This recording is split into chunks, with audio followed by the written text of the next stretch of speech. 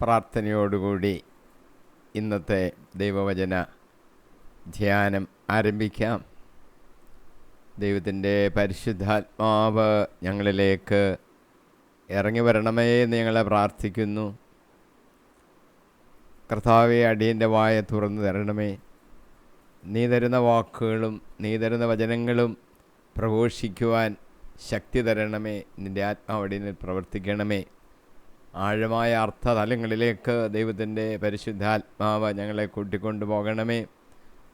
ശ്രോതാക്കളുടെ ഹൃദയങ്ങളിൽ അത് പതിയാനും കർത്താവെ, വചനങ്ങൾക്കനുസൃതമായ ജീവിത പരിവർത്തനം ഉണ്ടാകാനും കർത്താവിൽ ആശ്രയിച്ച് നിന്നെ രക്ഷകനായി വിശ്വസിച്ച് ഏറ്റുപറഞ്ഞ് കർത്താവെ രക്ഷയുടെ അനുഭവത്തിലേക്ക് കടന്നു വരുവാനും ആത്മീയമായ വളർച്ച പ്രാപിക്കാനും ഇടയാക്കണമെന്ന് പ്രാർത്ഥിക്കുന്നു. നീ ഞങ്ങളുടെ കൂടെ ഇരിക്കണമേ, സഹായിക്കണമേ. യേശു കർത്താവിൻ്റെ നാമത്തിൽ തന്നെ ആമീൻ. നമ്മൾ ഇന്ന് ധ്യാനിക്കാൻ പോകുന്നത് ഗലാത്യ 6-ാം അധ്യായം 1-ാം വാക്യം മുതലാണ്.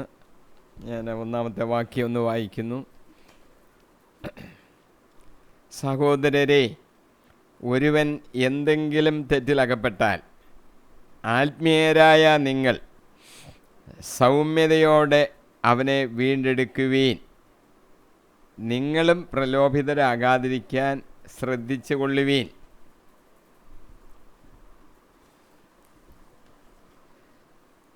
സഹോദരരെ, സഹോദരരെ എന്ന് വിളിക്കുമ്പോൾ തന്നെ പൗലോസ് ആത്മീയരായ ആൾക്കാരോടാണ് ഈ സംസാരിക്കുന്നത് എന്ന് വ്യക്തമാകും. അതുകൊണ്ടാണ് സഹോദരർ എന്നുള്ള വാക്ക് തന്നെ ഉപയോഗിച്ചത്. ആത്മീയരെന്ന് പറഞ്ഞാൽ പരിശുദ്ധാത്മാവ് കൊണ്ട് നിറഞ്ഞവരെന്ന അവർ തെറ്റിൽ അകപ്പെട്ടവരെ തിരുത്തണം. അങ്ങനൊരു ജോലിയൂടുണ്ട്. ആത്മീയരെന്ന് പറഞ്ഞാൽ അവർക്കൊരു ജോലിയൂടുണ്ട്. തെറ്റിൽ അകപ്പെട്ടവരെ തിരുത്തണം. ആ ജോലിയുടെ ഉണ്ട് എന്ന് ആത്മീയരായ എല്ലാവരും അറിഞ്ഞിരിക്കണം. ഇനി തിരുത്തുന്നത് എങ്ങനെയാണ്? അതിനും ചില ചട്ടങ്ങളും നിയമങ്ങളും ഒക്കെ ഉണ്ട്. അത് പാലിച്ച് ചെയ്യണം. തിരുത്തുന്നതിനെ പറ്റി യേശു കർത്താവ് ഇങ്ങനെ പഠിപ്പിക്കുന്നുണ്ട്. മത്തായിയുടെ സുവിശേഷം 18-ാം അധ്യായം 15 മുതൽ 17 വരെ. നിന്റെ സഹോദരൻ തെറ്റ് ചെയ്താൽ നീയും അവനും മാത്രമായിരിക്കുമ്പോൾ ചെന്ന് ആ തെറ്റ് അവന് ബോധ്യപ്പെടുത്തി കൊടുക്കുക. അവൻ നിന്റെ വാക്കു കേൾക്കുന്നെങ്കിൽ നീ നിന്റെ സഹോദരനെ നേടി. അവൻ നിന്നെ കേൾക്കുന്നില്ലെങ്കിൽ 2-3 സാക്ഷികൾ ഓരോ വാക്കും സ്ഥിരീകരിക്കുന്നതിന് വേണ്ടി 1-2 സാക്ഷികളെ കൂടി നിന്നോടൊത്ത് കൊണ്ടുപോകുക. അവൻ അവരെയും അനുസരിക്കുന്നില്ലെങ്കിൽ അവൻ നിനക്ക് വിജാതിയനെ പോലെയും ചുങ്കക്കാരനെ പോലെയും ആയിരിക്കട്ടെ. സഹോദരൻ തെറ്റ് ചെയ്താൽ അവനെ തിരുത്താൻ പോകുമ്പോൾ നീയും അവനും മാത്രമായിരിക്കുമ്പോൾ ചെന്ന് പറഞ്ഞു കൊടുക്കാനാണ് പറയുന്നത്. കാര്യം അവൻ്റെ തെറ്റ് പരസ്യപ്പെടുത്താനുള്ളതല്ല. അവൻ മാത്രമായിരിക്കുമ്പോൾ ചെന്ന് അവനത് ബോധ്യപ്പെടുത്തി കൊടുക്കണം. ഒരുപക്ഷെ നീ പറയുമ്പോൾ അവൻ കേട്ടില്ല, അനുസരിച്ചില്ല, മനസ്സിലാക്കിയില്ല എന്നിരിക്കാം. അപ്പോൾ 1-2 പേരെ കൂടെ കൂട്ടി അവരോട് ചെന്ന് വീണ്ടും അതൊക്കെ ഒന്ന് പറയുക. അവരെയും അനുസരിക്കുന്നില്ലെങ്കിൽ അവൻ നിനക്ക് വിജാതനെ പോലെയും ചുങ്കക്കാരനെ പോലെ ആയിരിക്കട്ടെ. പഴയ നിയമക്രമം ആണത്. അപ്പോൾ യേശുപ്പച്ചൻ അത് വീണ്ടും അവരോട് ജനത്തോട് പറയുകയാണ്. യാക്കോബ് അപ്പോസ്തലൻ്റെ ഒരു വാക്യം ഇതിനെക്കുറിച്ചുണ്ട്, തിരുത്തുന്നതിനെക്കുറിച്ച്. യാക്കോബ് 5:19-20 വാക്യങ്ങൾ ഇങ്ങനെ പറയുന്നു. എൻ്റെ സഹോദരരെ, നിങ്ങളിൽ ഒരാൾ സത്യത്തിൽ നിന്ന് വ്യതിചലിക്കുകയും അവനെ വേറൊരാൾ തിരികെ കൊണ്ടുവരികയും ചെയ്യുന്നെങ്കിൽ പാപിയെ തെറ്റായ മാർഗത്തിൽ നിന്ന് പിന്തിരിക്കുന്നവൻ തൻ്റെ ആത്മാവിനെ മരണത്തിൽ നിന്ന് രക്ഷിക്കുകയും തൻ്റെ നിരവധിയായ പാപങ്ങൾ തുടച്ചു മാറ്റുകയും ചെയ്യുന്നുവെന്ന് നിങ്ങൾ അറിഞ്ഞുകൊള്ളുവീൻ. അപ്പോൾ സഹോദരങ്ങളിൽ തന്നെ ചിലർ സത്യത്തിൽ നിന്ന് വ്യതിചലിക്കാൻ സാധ്യതയുണ്ട്. അങ്ങനെ പോയാൽ അവനെ തിരിച്ചു കൊണ്ടുവരണം. അങ്ങനെ നമ്മൾ പാപിയെ തെറ്റിൽ നിന്ന് തിരിക്കുകയാണ്. അപ്പോൾ സത്യത്തിൽ നിന്ന് വ്യതിചലിക്കുക എന്ന് പറയുന്നത് തന്നെ ഒരു പാപമാണ്. അതിനുള്ള സാധ്യതകളുണ്ടെന്ന് ചുരുക്കം. അവനെ നമ്മളെ തിരിച്ച് തെറ്റായ മാർഗത്തിൽ നിന്ന് തിരിച്ച് പിന്തിരിപ്പിക്കാമെങ്കിൽ ആ പിന്തിരിപ്പിക്കുന്ന ആളെ യഥാർത്ഥത്തിൽ തൻ്റെ ആത്മാവിനെ മരണത്തിൽ നിന്ന് രക്ഷിക്കുക. അതുകൊണ്ടൊരു ഒരു പ്രത്യേക പ്രതിഫലം. തൻ്റെ ആത്മാവിനെ മരണത്തിൽ നിന്ന് രക്ഷിക്കുകയാണ്. തൻ്റെ നിരവധിയായ പാപങ്ങൾ തുടച്ചു മാറ്റുകയും ചെയ്യുകയാണ്.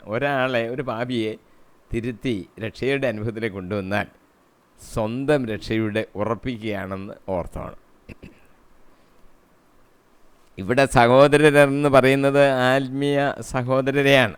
ഇസ്രായേൽക്കാർ ഈ സഹോദരരെന്ന് പറഞ്ഞാൽ അവരുടെ വിശ്വാസത്തിലുള്ള യഹൂദരായ ആൾക്കാരെയാണ് അവർ സഹോദരൻ എന്നുള്ള വാക്കുകൊണ്ട് ഉദ്ദേശിക്കുന്നത്.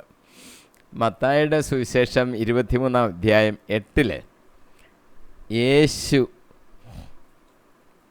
ജനക്കൂട്ടത്തോടും ശിഷ്യന്മാരോടും പറയുന്നൊരു വാചകമുണ്ട്.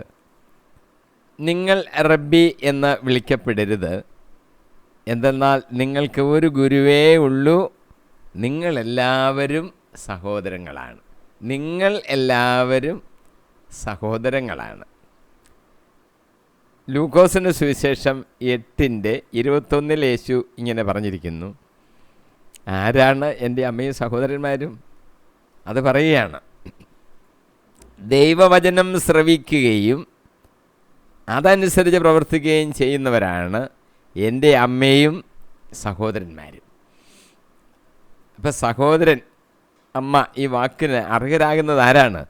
ദൈവവചനം ശ്രവിക്കുകയും അതനുസരിച്ച് പ്രവർത്തിക്കുകയും ചെയ്യുന്നവരാണ് എൻ്റെ അമ്മയും എൻ്റെ സഹോദരന്മാരും. ഇനി സഹോദരന്മാരെ വീണ്ടെടുക്കണമല്ലോ. വളരെ സൗമ്യതയോടുകൂടി വേണം. വഴക്ക് പറഞ്ഞ് ബഹളമുണ്ടാക്കിയിട്ടൊന്നുമല്ല.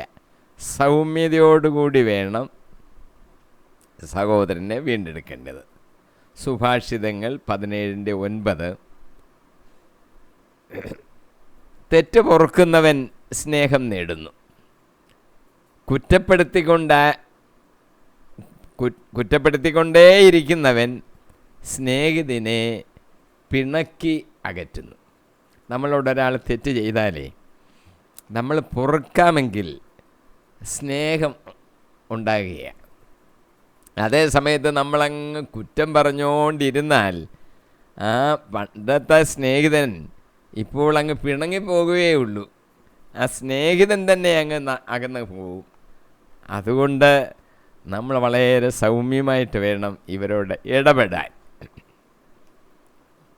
ഇനി ഞാൻ 6-ാമത്തെ വാക്യം വായിക്കുകയാണ്. പരസ്പരം ഭാരങ്ങൾ വഹിച്ചുകൊണ്ട് ക്രിസ്തുവിൻ്റെ നിയമം പൂർത്തിയാക്കുവിൻ. നമ്മൾ പരസ്പരം ഭാരം വഹിക്കണം. അതാണ് ക്രിസ്തുവിൻ്റെ നിയമം എന്നാണ് പറഞ്ഞിരിക്കുന്നത്. അങ്ങനെയാണെങ്കിൽ നമ്മൾ ക്രിസ്തുവിൻ്റെ നിയമം പൂർത്തിയാക്കുകയാണ്.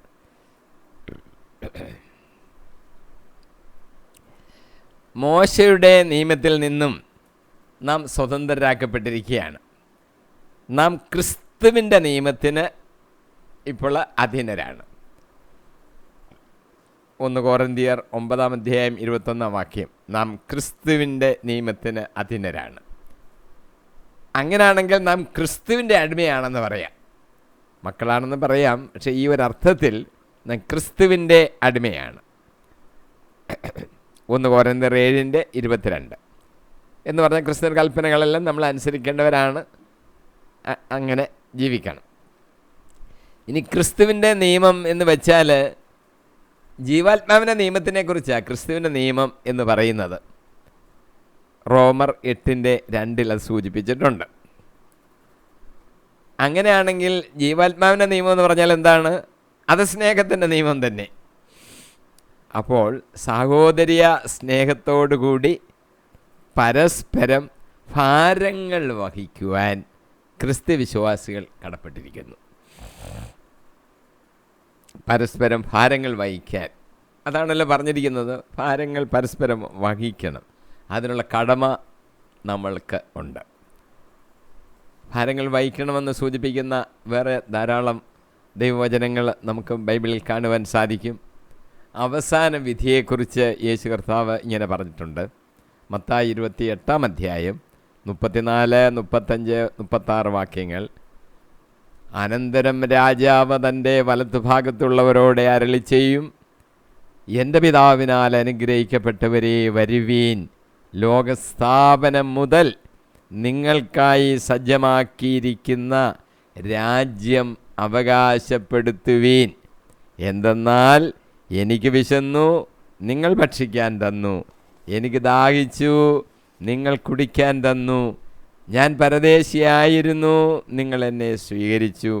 ഞാൻ നഗ്നനായിരുന്നു, നിങ്ങൾ എന്നെ ഉടുപ്പിച്ചു. ഞാൻ രോഗിയായിരുന്നു, നിങ്ങൾ എന്നെ സന്ദർശിച്ചു.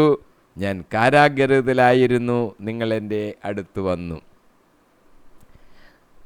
നല്ല ഒത്തിരി പ്രവൃത്തികളുടെ കാര്യങ്ങൾ ഇവിടെ എഴുതിയിട്ടുണ്ട്. ഇപ്പോൾ നമ്മളത് പരസ്പരം ചെയ്യണമെന്നാണ് അതിൻ്റെ അർത്ഥം. അങ്ങനെയുള്ളവർക്കാണ് പിതാവിനാൽ അനുഗ്രഹിക്കപ്പെട്ടവരേ എന്ന് വിളിച്ച് നമുക്ക് വേണ്ടി സജ്ജമാക്കിയിരിക്കുന്ന ആ അവകാശത്തിലേക്ക് പ്രവേശിക്കാൻ പറയുന്നത്. എന്തൊക്കെയാണ് പറഞ്ഞിരിക്കുന്നത്? ഭക്ഷിക്കാൻ കൊടുക്കുക, ഉടുക്കാൻ കൊടുക്കുക, പരദേശിയാണെങ്കിൽ അവനെ സ്വീകരിക്കുക, നഗ്നർക്ക് വസ്ത്രം കൊടുക്കുക, രോഗികളെ സന്ദർശിക്കുക, കാരാഗൃഹത്തിലായിരിക്കുന്നവരെ അടുത്ത് ചെന്ന് അവരോട് നമ്മുടെ ആ സന്തോഷവും സ്നേഹവും അറിയിക്കുക. ഇതൊക്കെയാണ് നമ്മൾ ചെയ്യേണ്ട കൃത്യങ്ങൾ, പ്രവൃത്തികൾ. കാരണം ഈ പ്രവൃത്തി പരസ്പരം ഭാരങ്ങൾ വഹിക്കാനുള്ള നമ്മുടെ ചുമതല നമ്മൾ നിറവേറ്റുകയാണ് എന്ന് നമ്മൾ മനസ്സിലാക്കണം. അനുതപിക്കുന്നവരെയൊക്കെ നമ്മൾ യഥാസ്ഥാനപ്പെടുത്തണം. അല്ല, അനുതപിച്ചവരെ അവർ പിന്നെയും പാപികളാണെന്ന് പറഞ്ഞ് തള്ളിക്കളയുകയല്ല. അവരെ ആ സ്ഥാനങ്ങളിൽ, അവരവരുടെ സ്ഥാനങ്ങളിലാക്കിയെടുക്കണം. ദാവീദ് അനുതപിച്ചതിന് ശേഷം യഹോവയോട് ഇങ്ങനെ പ്രാർത്ഥിച്ചു. സങ്കീർത്തനം 51:12, അങ്ങയുടെ രക്ഷയുടെ സന്തോഷം എനിക്ക് വീണ്ടും തരണമേ, ഒരുക്കമുള്ള ഹൃദയം നൽകി എന്നെ താങ്ങണമേ. മിക്കയുടെ പുസ്തകത്തിലെ 7 അധ്യായം 19-20 വാക്യങ്ങളിൽ അവിടുന്ന് നമ്മോട് കാരുണ്യം കാണിക്കുകയും, അവിടുന്ന് നമ്മുടെ കാരുണ്യം കാണിക്കും, നമ്മുടെ അകൃത്യങ്ങളെ അവിടുന്ന് ചവിട്ടിമെതിക്കും, ആഴിയുടെ അഗാധങ്ങളിലേക്ക് നമ്മുടെ പാപങ്ങളെ അവിടുന്ന് തൂത്തെറിയും. പൂർവകാലം മുതൽ ഞങ്ങളുടെ പിതാക്കന്മാരോട് വാഗ്ദാനം ചെയ്തിരുന്നത് പോലെ അങ്ങ് യാക്കോബിനോട് വിശ്വസ്തതയും അബ്രാഹത്തോട് കാരുണ്യവും കാണിക്കും. കാരുണ്യം കാണിക്കുന്ന നമ്മുടെ ദൈവം. ക്രിസ്തുവിൻ്റെ നിയമം പൂർത്തിയാക്കാനാണ് നമ്മളോട് ആവശ്യപ്പെട്ടിട്ടുള്ളത്. മത്തായി 7:12 ഇങ്ങനെ എഴുതിയിരിക്കുന്നു, മറ്റുള്ളവർ നിങ്ങൾക്ക് ചെയ്തു തരണമെന്ന് നിങ്ങൾ ആഗ്രഹിക്കുന്നതെല്ലാം, മറ്റുള്ളവർ നിങ്ങൾക്ക് ചെയ്തു തരണമെന്ന് നിങ്ങൾ ആഗ്രഹിക്കുന്നതെല്ലാം നിങ്ങൾ അവർക്ക് ചെയ്യുവീൻ. ഇതാണ് നിയമവും പ്രവാചകന്മാരും. ഇപ്പം നിയമം അറിഞ്ഞില്ലെന്നൊന്നും വിചാരിക്കരുത്. നിയമം അതാണ്. നിങ്ങൾക്ക് മറ്റുള്ളവർ എന്ത് ചെയ്ത് തരണമെന്നാണ് നിങ്ങൾ ആഗ്രഹിക്കുന്നത്, നിങ്ങൾ മറ്റുള്ളവർക്ക് അതുപോലെ അങ്ങ് ചെയ്ത്. ഇതാണ് നിയമവും പ്രവാചകന്മാരും. ലൂക്കോസിൻ്റെ സുവിശേഷം 6 അധ്യായം 31 ഇതേ ആശയം വീണ്ടും പറയുന്നുണ്ട്. മറ്റുള്ളവർ നിങ്ങളോട് എങ്ങനെ പെരുമാറണമെന്ന് നിങ്ങൾ ആഗ്രഹിക്കുന്നുവോ അങ്ങനെ തന്നെ നിങ്ങൾ അവരോട് പെരുമാറുവീൻ. ഇത് പ്രമാണവാക്യമാണ്, സുവർണ നിയമമെന്നാണ് ഇതറിയുന്നത്. അപ്പോൾ നമ്മൾ അങ്ങനെ വേണം പ്രവർത്തിക്കുവാൻ എന്ന് അറിഞ്ഞിരിക്കണം. ഞാൻ ആ 3-ാമത്തെ വാക്യത്തിലോട്ട് കടക്കുകയാണ്. ഒരുവൻ താൻ ഒന്നുമല്ലാതിരിക്കെ എന്തോ ആണെന്ന് ഭാവിക്കുന്നെങ്കിൽ അവൻ തന്നെ തന്നെ വഞ്ചിക്കുന്നു. അതെ, അതാണ് 3-ാമത്തെ വാക്യം. എന്തോ ആണെന്ന് ഭാവിക്കുന്ന അങ്ങനെ കുറച്ച് പേരുണ്ട്. ഞാൻ ഏതാണ്ടാണെന്നുള്ള രീതിയിൽ. ഒന്നിൽ അവൻ പാപരഹിതനാണെന്നുള്ളൊരു തോന്നലായിരിക്കാം, അല്ലെങ്കിൽ തെറ്റിൽ അകപ്പെട്ടവരെ തിരുത്താൻ അവന് കഴിയുമെന്നുള്ളൊരു ഭാവം അവന് ഉണ്ടായിരിക്കാം. അങ്ങനെ ഉള്ള ഒരു ഉദാര ചിത്തനാണ് ഞാൻ എന്ന ഒരു ഭാവം. കൊളോസോസ് 3:12 പറയുന്നു, ദൈവത്തിൻ്റെ തിരഞ്ഞെടുക്കപ്പെട്ടവരും വാത്സല്യഭാജനങ്ങളും പരിശുദ്ധരുമെന്ന നിലയിൽ നിങ്ങൾ കാരുണ്യം, ദയ, വിനയം, സൗമ്യത, ക്ഷമ എന്നിവ ധരിക്കുവിൻ. ഒരു ആവശ്യമില്ലാത്ത ഭാവമൊന്നും വേണ്ട. നിങ്ങൾ ദൈവത്താൽ തിരഞ്ഞെടുക്കപ്പെട്ടവരാണ്, വാത്സല്യഭാജനങ്ങളാണ്. അതുകൊണ്ട് നിങ്ങൾ പരിശുദ്ധരാണ്. നിങ്ങൾക്ക് കാരുണ്യമുണ്ടായിരിക്കണം, ദയയുണ്ടായിരിക്കണം, വിനയമുണ്ടായിരിക്കണം, സൗമ്യതയുണ്ടായിരിക്കണം, ക്ഷമയുണ്ടായിരിക്കണം. ഇതെല്ലാം നിങ്ങൾ ധരിക്കണം. നാം മറ്റുള്ളവരോട് സഹതാപം ഉള്ളവരായിരിക്കണം. അപ്പം നമുക്ക് സഹതാപം ഉണ്ടോ എന്ന് എങ്ങനെയാണ് പരിശോധിച്ച് മനസ്സിലാക്കുന്നത്? ആ സഹതാപത്തിന് തന്നെ ചില ലക്ഷണങ്ങൾ നമുക്കുണ്ട്. അത് നോക്കിയാൽ മതി. നമുക്ക് യഥാർത്ഥത്തിൽ മറ്റുള്ളവരോട് സഹതാപം ഉണ്ടാവും എന്ന് നമുക്ക് തന്നെ പരിശോധിക്കാം. അല്ലെങ്കിൽ മറ്റുള്ളവർ നമ്മളെ പരിശോധിച്ചോളും. ഒന്ന്, നമുക്ക് നന്മ ചെയ്യാൻ തോന്നും സഹതാപം ഉണ്ടെങ്കിൽ. യെശയ്യാ 58:7 പറയുന്നു, വിശക്കുന്നവനുമായി ആഹാരം പങ്കുവയ്ക്കുകയും ഭവനരഹിതനെ വീട്ടിൽ സ്വീകരിക്കുകയും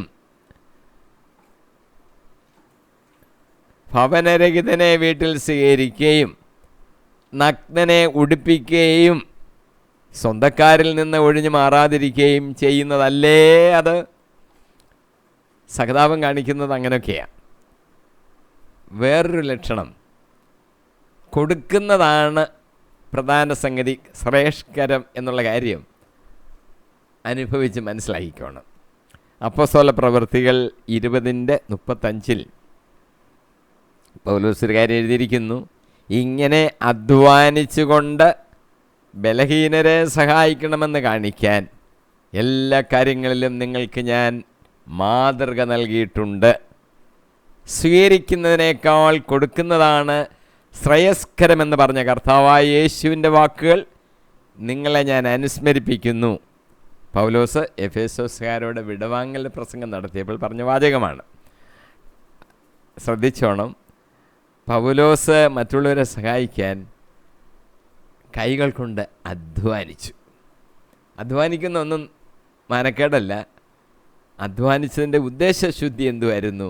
മറ്റുള്ളവരെ സഹായിക്കാൻ. അങ്ങനെ നമ്മൾ ചെയ്യണമെന്ന് മാതൃകയാണെന്നാണ് പൗലോസ് പറഞ്ഞിരിക്കുന്നത്. പിന്നെ പൗലോസ് യേശു പറഞ്ഞ ഒരു വാചകം ഉദ്ധരിച്ചിരിക്കുന്നു. അതായത്, സ്വീകരിക്കുന്നതിനേക്കാൾ കൊടുക്കുന്നതാണ് ശ്രേയസ്കരം.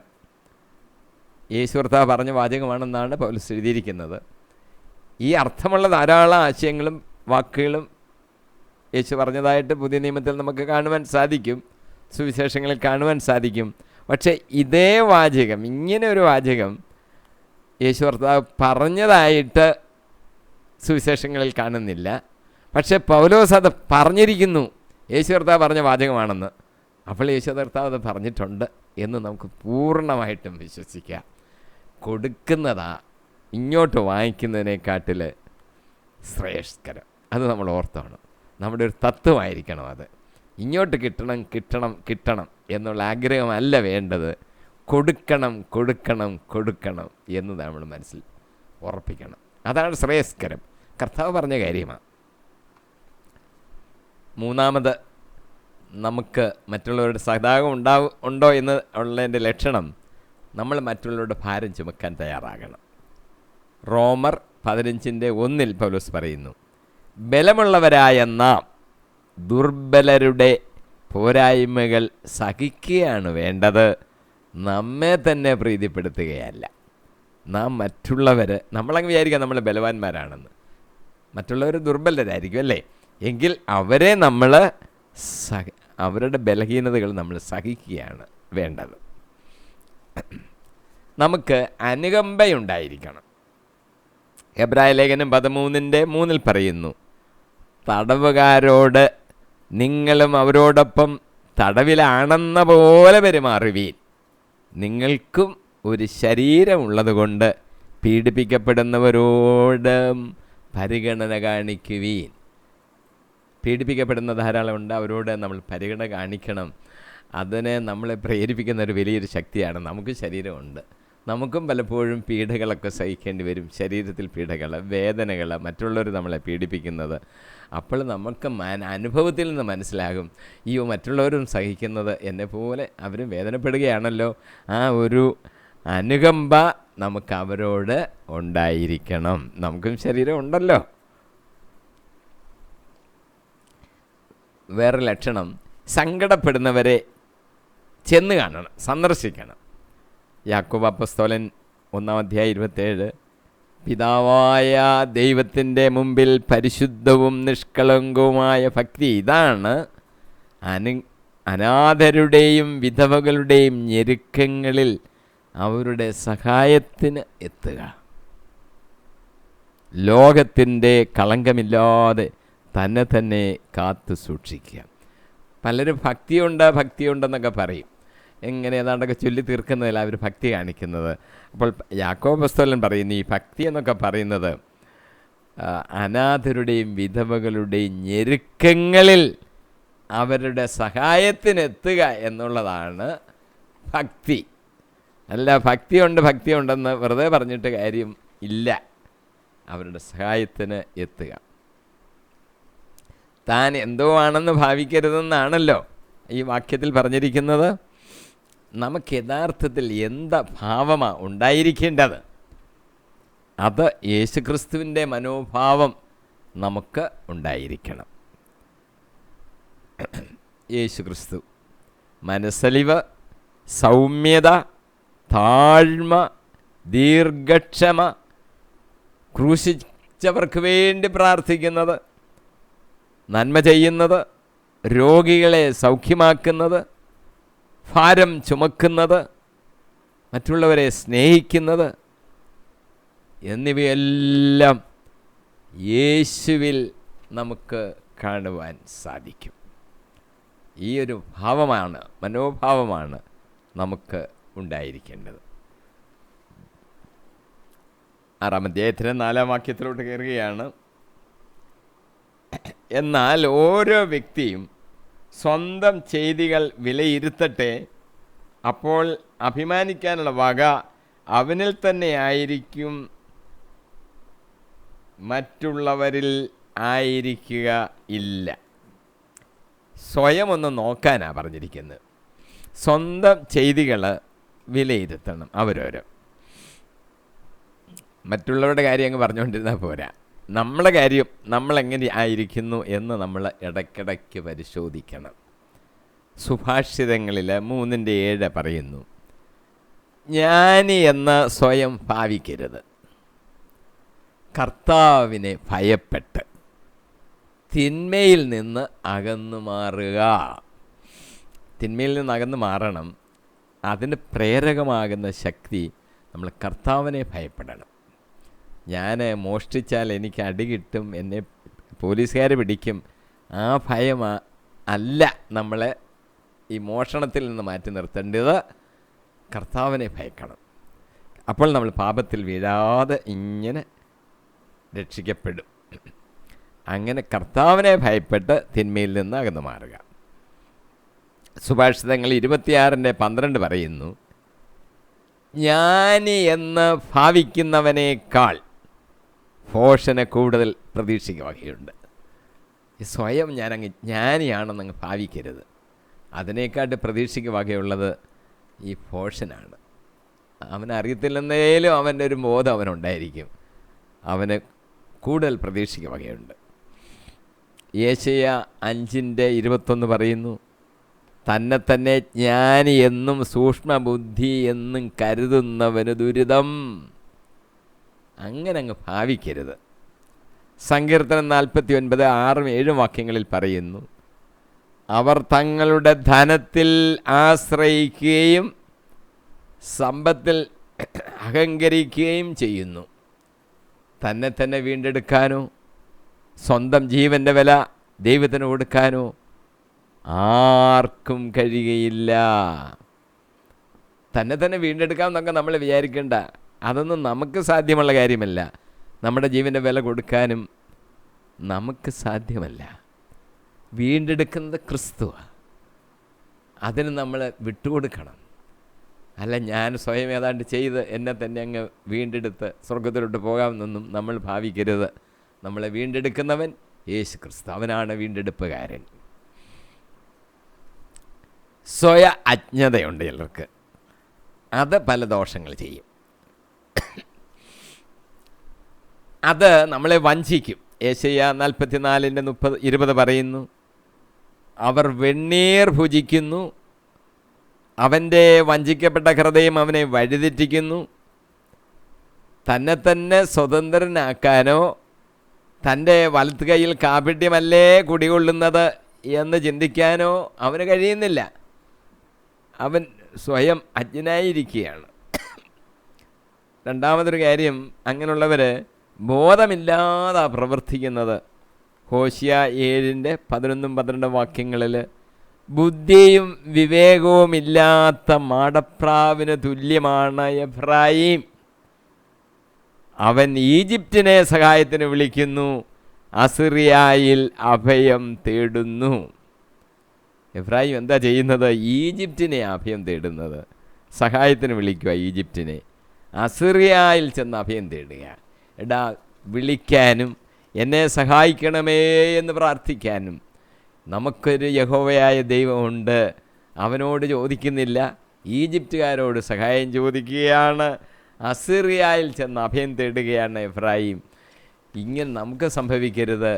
നമുക്ക് നിലവിളിച്ച് പ്രാർത്ഥിക്കുവാൻ ഇതാ കണ്ണുകൾ ഉയർത്തി നോക്ക്, യഹോവയായ ദൈവം കർത്താവായ യേശുക്രിസ്തു നമുക്ക് വേണ്ടി നമ്മുടെ മുമ്പിൽ നിൽക്കുകയാണ്. ചോദിച്ചാൽ മതി, സഹായം അവിടെ നിന്ന് കിട്ടും. ചിലർ, ഈ സ്വയ അജ്ഞരായിട്ടുള്ളവർ സ്വന്തം ആശ്രയത്തിൽ അങ്ങ് ആശ്രയിക്കുകയാണ്. സബദിയുടെ പുത്രന്മാർ 2 പേരും കൂടെ, യാക്കോബും യോഹന്നാനും കൂടി ചെന്ന് യേശുവിൻ്റെ അടുത്ത് ചെന്ന് അപേക്ഷിച്ചു, കർത്താവേ, നീ മഹത്വം പ്രാപിച്ചു വരുമ്പോൾ ഇടത്തും വലത്തും ഞങ്ങളെ 2 പേരെ അങ്ങ് ഇരുത്തണേന്ന്. യേശുപ്പച്ചൻ ഒരു മറുപടി കൊടുത്തിട്ടുണ്ട്. മർക്കോസിൻ്റെ സുവിശേഷം 10-ാം അധ്യായം 38-39 വാക്യങ്ങളിൽ യേശു പ്രതിവചിച്ചു, നിങ്ങളാവശ്യപ്പെടുന്നത് എന്തെന്ന് നിങ്ങൾ അറിയുന്നില്ല. ഞാൻ കുടിക്കുന്ന പാനപാത്രം കുടിക്കാനോ ഞാൻ സ്വീകരിക്കുന്ന സ്നാനം സ്വീകരിക്കാനോ നിങ്ങൾക്ക് കഴിയുമോ? അവർ പറഞ്ഞു, ഞങ്ങൾക്ക് കഴിയും എന്നവർ മറുപടി പറഞ്ഞു. അവരങ്ങനെ ചിന്തിക്കുക, സ്വയം ആശ്രയിച്ച് അതിൽ അഭിമാനം കൊള്ളുക. അങ്ങനെയൊന്നും അല്ലല്ലോ കർത്താവ് നമ്മളെ പഠിപ്പിച്ചിരിക്കുന്നത്. യേശുവചനം പറഞ്ഞു എന്താ നമുക്കറിയാം. അത് നിങ്ങൾ പറയുന്ന പോലല്ല, പിതാവിനാൽ ആർക്കു വേണ്ടി തയ്യാറാക്കി വച്ചിരിക്കുന്നു അവർക്കുള്ളതാണ്. സ്വയം അജ്ഞതയുണ്ടെങ്കിൽ ഹൃദയത്തിൽ പാപം ശേഷിച്ചിരിക്കും. യോഹന്നാൻ്റെ സുവിശേഷം 9-ാം അധ്യായം 40-41 വാക്യങ്ങൾ. ഏതാനും ഫരീസിയർ ചെന്ന യേശുവിനോട് ചോദിച്ചു, ഞങ്ങളും അന്ധരാണോ? യേശു പഠിപ്പിച്ചുകൊണ്ടിരുന്നപ്പോൾ അവർക്കൊരുണ്ടായ ഒരു സംശയമാണ്, അല്ലെങ്കിൽ യേശു അങ്ങനെ പറഞ്ഞെന്ന് അവർക്ക് തോന്നി. ഞങ്ങളും അന്ധരാണോ? യേശു അവരോട് പറഞ്ഞു, അന്ധരായിരുന്നെങ്കിൽ നിങ്ങൾക്ക് പാപം ഉണ്ടാകുമായിരുന്നില്ല. എന്നാൽ ഞങ്ങൾ കാണുന്നു എന്ന് നിങ്ങൾ പറയുന്നു, അതുകൊണ്ട് നിങ്ങളിൽ പാപം നിലനിൽക്കുന്നു. ഞങ്ങൾ കാണുന്നു, എല്ലാം അറിയാം ഞങ്ങൾക്ക് എന്ന് പറഞ്ഞേച്ചാൽ തെറ്റ് ചെയ്യുക. നിങ്ങളിൽ പാപം നിലനിൽക്കുന്നു. അങ്ങനെയുള്ളവർ ദൈവജീവനിൽ നിന്നും അകന്നു നിൽക്കുകയാണ്. എഫേസ്യസ് 4:18 പറയുന്നു, ഹൃദയകാഠിന്യം നിമിത്തം അജ്ഞത ബാധിച്ച അവർ ബുദ്ധിയിൽ അഹങ്കാരം നിറഞ്ഞ് ദൈവത്തിൻ്റെ ജീവനിൽ നിന്ന് അകറ്റപ്പെട്ടിരിക്കുന്നു. കാരണം ഹൃദയകാഠിന്യമാണ്, അജ്ഞത ബാധിച്ചതുകൊണ്ട് ബുദ്ധിയിൽ അങ്ങ് അന്ധകാരം നിറഞ്ഞിരിക്കുക. അവർ ദൈവത്തിൻ്റെ ജീവനിൽ നിന്ന് അകറ്റപ്പെട്ടിരിക്കുകയാണ്. ചിലർ സ്വയം അങ്ങ് നീതീകരിക്കും. വെളിപാടിൻ്റെ 3:17 പറയുന്നു, എന്തെന്നാൽ ഞാൻ ധനവാനാണ്, എനിക്ക് സമ്പത്തുണ്ട്, ഒന്നിനും കുറവില്ല എന്ന് നീ പറയുന്നു. എന്നാൽ നീ നികൃഷ്ടനും ദയനീയനും ദരിദ്രനും അന്ധനും നഗ്നനുമാണെന്ന് നീ അറിയുന്നില്ല. സ്വയം അങ്ങ് ചിന്തിക്കുക, എന്താ എനിക്ക് കുറവ്?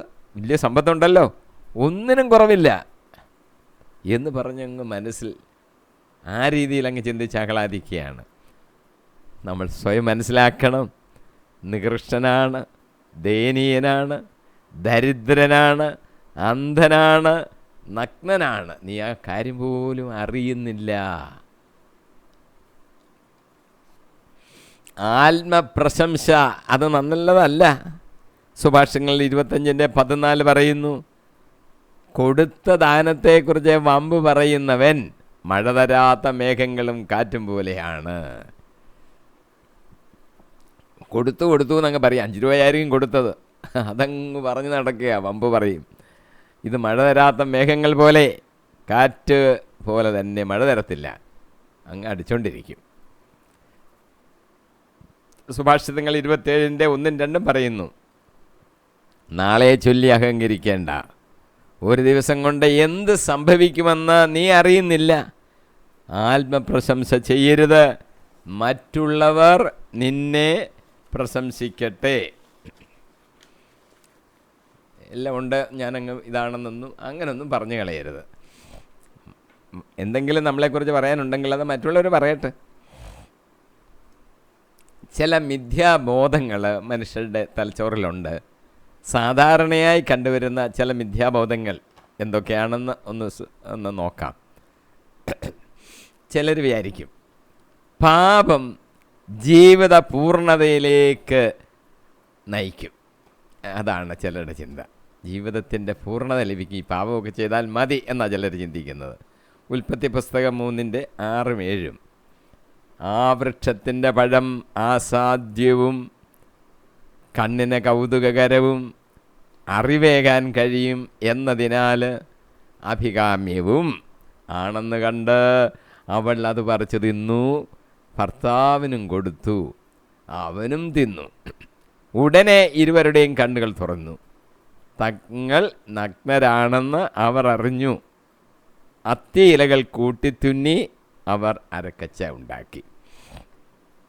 പാപം ചെയ്യുന്നത് എനിക്ക് ജീവിതത്തിൻ്റെ പൂർണ്ണത ലഭിക്കുമെന്ന് ചിന്തിച്ചു പോയതാണ് ഈ കുഴപ്പത്തിനെല്ലാം കാരണം. ചിലർ വിചാരിക്കുന്നത് എനിക്ക് രക്ഷ കിട്ടും, എനിക്ക് കുറച്ച് അറിവൊക്കെ ഉണ്ടല്ലോ, എൻ്റെ ഈ ഇപ്പോൾ ഉള്ള അറിവ് മതി, എനിക്ക് രക്ഷ കിട്ടും എന്നാണ് ചിലർ വിചാരിക്കുന്നത്. അറിവ് ഇപ്പോഴും വർദ്ധിപ്പിച്ചുകൊണ്ടിരിക്കണം. രക്ഷിക്കതൻ്റെ അറിവ് മതി എന്ന് ചിലർ കരുതുന്നു. മത്തായിയുടെ സുവിശേഷം 3:9 പറയുന്നു, ഞങ്ങൾക്ക് പിതാവായി അബ്രാഹാം ഉണ്ട് എന്ന് പറഞ്ഞ് അഭിമാനിക്കേണ്ട. ഈ കല്ലുകളിൽ നിന്ന് അബ്രാഹത്തിന് സന്താനങ്ങളെ പുറപ്പെടുവിക്കുവാൻ ദൈവത്തിന് കഴിയുമെന്ന് ഞാൻ നിങ്ങളോട് പറയുന്നു. യേശു കർത്താവ് യഹൂദരോട് പറഞ്ഞൊരു കാര്യമാണ്. അവർക്ക് വലിയ അഭിമാനം, ഞങ്ങളുടെ പിതാവ് അബ്രാഹാമല്ലേ, പിന്നെന്താ കാര്യം, കുഴപ്പം, ഞങ്ങളങ്ങ് നേരെ അവകാശത്തിലേക്ക് അങ്ങ് എത്തിച്ചേരുമെന്ന്. അങ്ങനൊന്നും അഭിമാനിക്കേണ്ടെന്നാണ് കർത്താവ് പറഞ്ഞത്. അബ്രാഹത്തിന് സന്താനങ്ങളെ ഈ കല്ലുകളിൽ നിന്ന് പുറപ്പെടുവിക്കാൻ ദൈവത്തിന് കഴിയും എന്ന് ഞാൻ നിങ്ങളോട് പറയുന്നു. വേറൊരു വിദ്യാബോധം, ഈ പ്രാർത്ഥന നടത്തുമ്പോൾ ആവർത്തിച്ച് ഇങ്ങനെ പറയാമെങ്കിൽ പെട്ടെന്ന് കിട്ടുമെന്നൊരു ധാരണ. ആവർത്തിക്കേണ്ട കാര്യമില്ല. മത്തായിയുടെ സുവിശേഷം 6:7 യേശു കർത്താവ് പറയുന്നു, പ്രാർത്ഥിക്കുമ്പോൾ വിജാതിയരെ പോലെ നിങ്ങൾ അതിഭാഷണം ചെയ്തുകൊണ്ടിരിക്കരുത്. അതിഭാഷണം വഴി തങ്ങളുടെ പ്രാർത്ഥന കേൾക്കുമെന്ന് അവർ കരുതുന്നു. നിങ്ങൾ അവരെ പോലെ ആകരുത്. ഒരെണ്ണം അത് 25 പ്രാവശ്യം പറഞ്ഞാൽ കിട്ടും, 24 പ്രാവശ്യം പറഞ്ഞാൽ അത് കിട്ടത്തില്ലയോ? കിട്ടത്തില്ലെന്ന ധാരണ. 25 പറയുമ്പോൾ കിട്ടും. ഇങ്ങനെയുള്ള ചില തെറ്റിദ്ധാരണകളൊക്കെ നമ്മുടെ ഇടയിലൊക്കെ നിലനിൽക്കുന്നുണ്ട്. പിന്നെ ഒരു മിഥ്യാബോധമുള്ളത് ആശ്രയം. ഞാൻ മിടുക്കനാ, ഞാനത് ചെയ്യത്തില്ല എന്നുള്ളൊരാശ്രയം. മത്തായിയുടെ സുവിശേഷം 26:33 ഇങ്ങനെ പറഞ്ഞിരിക്കുന്നു, അപ്പോൾ പത്രോസ് യേശുവിനോട് പറഞ്ഞു, എല്ലാവരും നിന്നിൽ ഇടറിയാലും ഞാൻ ഇടറുകയില്ല. ഞാൻ മറ്റുള്ളവരെക്കാട്ടിലൊക്കെ മിടുക്കനാ, എനിക്ക് ധൈര്യമുണ്ട്, അവരെല്ലാം ഇടറിയാലും ഞാൻ ഇടറുകയില്ല. സംഭവിച്ചെന്താണെന്ന് നമുക്കറിയാം. പത്രോസ് യേശുവിനെ വിട്ട് ഓടിപ്പോയി. എല്ലാവരും പോയി, പത്രോസും പോയി. വേറൊന്ന്, ഈ മണലിന്മേൽ നമ്മൾ അടിസ്ഥാനമിടരുത്. ലൂക്ക 6:49 പറയുന്നു, വചനം കേൾക്കുകയും എന്നാൽ അതനുസരിച്ച് പ്രവർത്തിക്കാതിരിക്കുകയും ചെയ്യുന്ന മനുഷ്യൻ ഉറപ്പില്ലാത്ത തറമേൽ വീട് പണിതവന് തുല്യനാണ്. ജലപ്രവാഹം അതിന്മേൽ ആഞ്ഞടിച്ചു, ഉടനെ അത് നിലം പതിച്ചു. ആ വീടിന് തകർച്ച വലുതായിരുന്നു. പിന്നെ ഈ ധനത്തിൽ ആശ്രയിക്കുന്നതിനെക്കുറിച്ച്, അതൊരു മണ്ടത്തരമാണ്. ലൂക്കാസ് 12:20-21 ഇങ്ങനെ പറയുന്നു,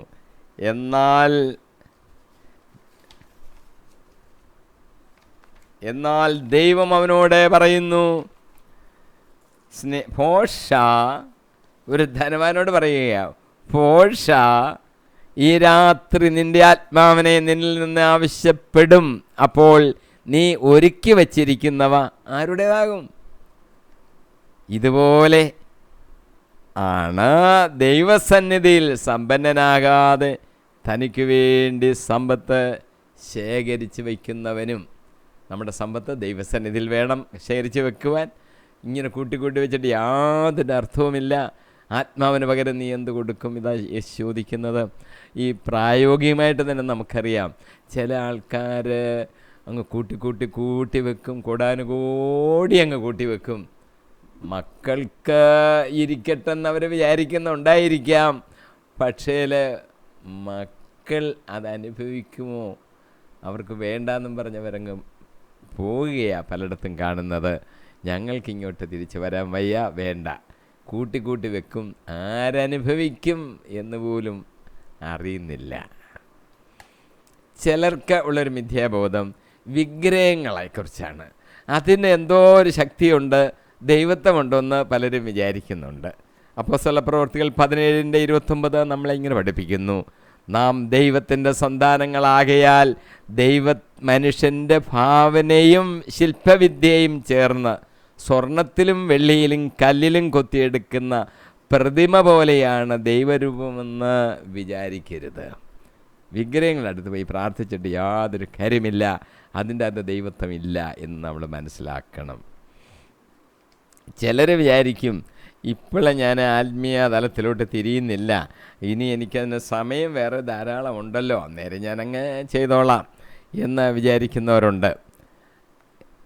പൗലോസ് ഫെലിക്സിൻ്റെ തടങ്കലിൽ കിടന്നപ്പോൾ ഈ ഫെലിക്സ് യേശുവിനെക്കുറിച്ച് കേൾക്കാൻ ആഗ്രഹിച്ച് വല്ലപ്പോഴൊക്കെ പൗലോസിനെ വിളിച്ച് യേശുവിനെക്കുറിച്ച് കേൾക്കും. ഒരിക്കൽ വിളിച്ച് പൗലോസിൻ്റെ പ്രസംഗം കേട്ടപ്പോൾ പൗലോസ് നീതിയെക്കുറിച്ചും ആത്മനിയന്ത്രണത്തെക്കുറിച്ചും വരാനിരിക്കുന്ന ന്യായവിധിയെക്കുറിച്ചും ഒക്കെ അങ്ങ് സംസാരിച്ചു. ഫെലിക്സിന് ഭയമായി. എന്താണെന്ന് നമുക്കറിയാം. ആ ഭയം ഉളവാക്കത്തക്കവണ്ണമുള്ളൊരു ജീവിതമായിരുന്നു അദ്ദേഹത്തിൻ്റെതെന്ന എൻ്റെ കാര്യം. പെട്ടെന്ന് അദ്ദേഹം പറഞ്ഞു, തൽക്കാലം നീ പൊയ്ക്കൊള്ളുക, ഇനിയും എനിക്ക് സമയമുള്ളപ്പോൾ നിന്നെ വിളിപ്പിക്കാം. പിന്നീട് ഫെലിക്സിന് അങ്ങനെ ഒരു സമയം കിട്ടിയതായിട്ട് നമ്മൾ അറിയുന്നില്ല. ഇനി ഞാൻ പിന്നീട് സമയമുള്ളപ്പോൾ കേട്ട് മനസാന്തരപ്പെട്ടോളാം എന്ന് വിചാരിക്കുന്ന പലരും ഉണ്ട്. സാധ്യമല്ലാതായിപ്പോവും. മാറ്റമില്ലാത്ത സ്ഥിതികളെക്കുറിച്ച് മുൻപിൽ നോക്കാതെ വിശ്വാസം അർപ്പിക്കുന്നവരുണ്ട്. യാക്കോബ് അപ്പോസ്തലൻ 4:13, 14, 15 വാക്യങ്ങളിൽ, ഇന്നോ നാളെയോ ഞങ്ങൾ ഇന്ന പട്ടണത്തിൽ പോയി അവിടെ 1 വർഷം താമസിച്ച് വ്യാപാരം ചെയ്ത് ലാഭമുണ്ടാക്കുമെന്ന് പ്രഖ്യാപിക്കുന്ന നിങ്ങളോട് ഒന്ന് പറയട്ടെ, നാളത്തെ നിങ്ങളുടെ ജീവിതം എങ്ങനെയുള്ളതായിരിക്കുമെന്ന് നിങ്ങൾക്കറിഞ്ഞുകൂടാ. അല്പനേരത്തേക്ക് പ്രത്യക്ഷപ്പെടുകയും അതിനുശേഷം അപ്രത്യക്ഷമാവുകയും ചെയ്യുന്ന മൂടൽമഞ്ഞാണ് നിങ്ങൾ ഇങ്ങനെയാണ് പറയേണ്ടത്, കർത്താവ് മനസ്സാകുന്നെങ്കിൽ ഞങ്ങൾ ജീവിക്കുകയും യഥായുക്തം പ്രവർത്തിക്കുകയും ചെയ്യും. നമുക്ക് ഒരു വാക്യം കൂടെ ഇന്ന് നോക്കാം എന്നാണ് ഞാൻ വിചാരിക്കുന്നത്. 6-ാമത്തെ അധ്യായത്തിൻ്റെ 4-ാമത്തെ വാക്യം, എന്നാൽ ഓരോ വ്യക്തിയും സ്വന്തം ചെയ്തികൾ വിലയിരുത്തട്ടെ, അപ്പോൾ അഭിമാനിക്കാനുള്ള വക അവനിൽ തന്നെ ആയിരിക്കും, മറ്റുള്ളവരിൽ ആയിരിക്കുകയില്ല.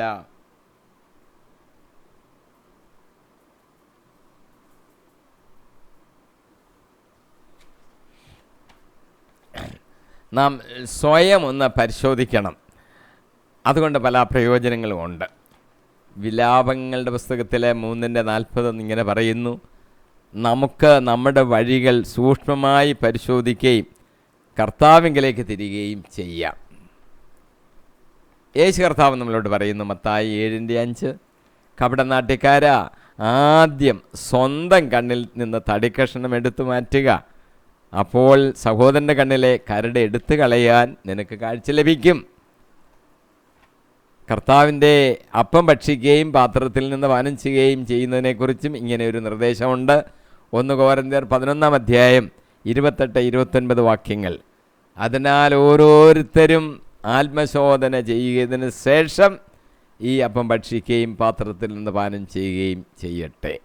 എന്തുകൊണ്ടെന്നാൽ ശരീരത്തെ വിവേചിക്കാതെ ഭക്ഷിക്കുകയും പാനം ചെയ്യുകയും ചെയ്യുന്നവൻ തൻ്റെ ശിക്ഷാവിധിയാണ് ഭക്ഷിക്കുന്നതും പാനം ചെയ്യുന്നതും. 2 കൊരിന്ത്യർ 13:5 പൗലോസ് അപ്പോസ്തലൻ നമ്മളോടൊരു കാര്യം പറയുന്നു, നിങ്ങൾ നിങ്ങളുടെ വിശ്വാസത്തിൽ നിലനിൽക്കുന്നുണ്ടോ എന്ന് പരിശോധിക്കുവീൻ, നിങ്ങളെ തന്നെ പരീക്ഷിച്ചറിയുവീൻ. യേശുക്രിസ്തു നിങ്ങളിലുണ്ട് എന്ന് നിങ്ങൾക്ക് ബോധ്യമായിട്ടില്ലേ? ഇല്ലെങ്കിൽ നിങ്ങൾ തീർച്ചയായും പരീക്ഷയിൽ പരാജയപ്പെട്ടിരിക്കുന്നു. സുഭാഷിതങ്ങൾ 14:14 പറയുന്നു, വഴി പിഴച്ചവൻ തൻ്റെ പ്രവൃത്തികളുടെ ഫലം അനുഭവിക്കും, ഉത്തമനായ മനുഷ്യൻ തൻ്റെ പ്രവൃത്തികളുടെയും. 6:5 നമുക്ക് നോക്കാം. എന്തെന്നാൽ ഓരോരുത്തരും സ്വന്തം ഭാരം വഹിച്ചേ മതിയാവൂ. അവരവരുടെ ഉത്തരവാദിത്തങ്ങൾ അവരവർ ചെയ്യണം. ജെറമിയ 31:30 പറയുന്നു, ഓരോരുത്തനും അവനവൻ്റെ അകൃത്യം നിമിത്തമാണ് മരിക്കുക, പച്ചമുന്തിരിങ്ങ തിന്നുന്നവൻ്റെ പല്ലേ പുളിക്കുകയുള്ളൂ. വ്യക്തിപരമായ ഉത്തരവാദിത്തത്തെക്കുറിച്ച് എസെക്കിയേലും എഴുതിയിട്ടുണ്ട്. എസെക്കിയേൽ 18:5-9 വാക്യങ്ങൾ. ഒരുവൻ നീതിമാനും നീതിയും ന്യായവും അനുസരിച്ച് പ്രവർത്തിക്കുന്നവനുമാണെന്നിരിക്കട്ടെ, അവൻ എൻ്റെ കൽപ്പനകൾ അനുസരിക്കുകയും പ്രമാണങ്ങൾ വിശ്വസ്തയോടെ പാലിക്കുകയും ചെയ്യുന്നു, അവനാണ് നീതിമാൻ, അവൻ തീർച്ചയായും ജീവിക്കും, ദൈവമായ കർത്താവ് അരുളി ചെയ്യുന്നു.